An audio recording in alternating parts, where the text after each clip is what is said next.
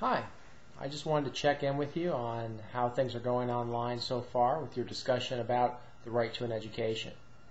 Overall, I've been really happy with the way the discussion board has been flowing. I think people are doing a good job of not only providing some of their own ideas, but interacting with each other. And I think it's on that second part where the conversation is picking up and moving between students, and you're seeing things that other students are writing that you resonate with, and you're taking that part of the discussion and pushing it further. I think that's the best part of the discussion so far. One of the things that I noticed early on is that you spent some good time thinking through your own ideas about a right to an education. And one of the things that we're going to have to do when we pull this back together in class is to bring what we know about the different waves of school finance litigation, what you learned by reading cases like San Antonio Rodriguez, and try to understand what does the Supreme Court say about the right to an education, what do state courts say about the right to an education. And you've already started to do that a bit in the discussion board, which is good. That's what I was hoping for. I've seen some reference to the New York experience, some references to San Antonio, a few to the Ropi article, sort of generally speaking.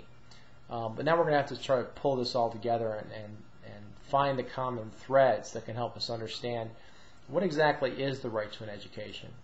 And we're going to have to do that before we really have a meaningful dialogue about the desegregation cases, which is going to be the focus of our conversation next week. Because desegregation cases are, at their heart, right to education cases. And really what we're looking at is when there is a disparity in the kind of education that students are getting, based on race in desegregation cases, but really based on a variety of different characteristics that we could consider. To what extent do we weigh the needs of the state to sometimes, frankly, have an imbalance? The ability of the students to take advantage of different levels and types of education, and the rights of students to have access to whatever kind of minimum level of education that we or the courts are going to decide they deserve. So that's the direction that this conversation is going, and that's the way that this week's class is going to connect with next week's class.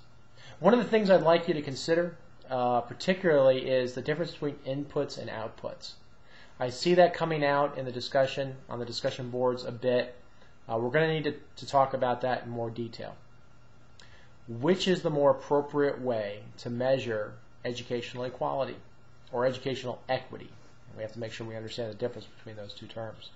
Is it through measuring of inputs, in other words, how much money is available per student, or is it going to be measured by outcomes? And if so, which outcomes are we going to choose?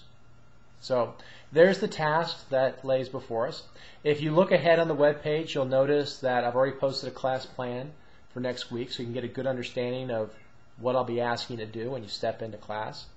Again, good job so far. If you have questions about how things are going or what we're looking to do next week, feel free to ask.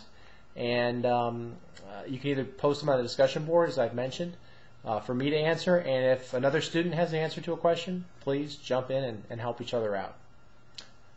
Great. See you next week.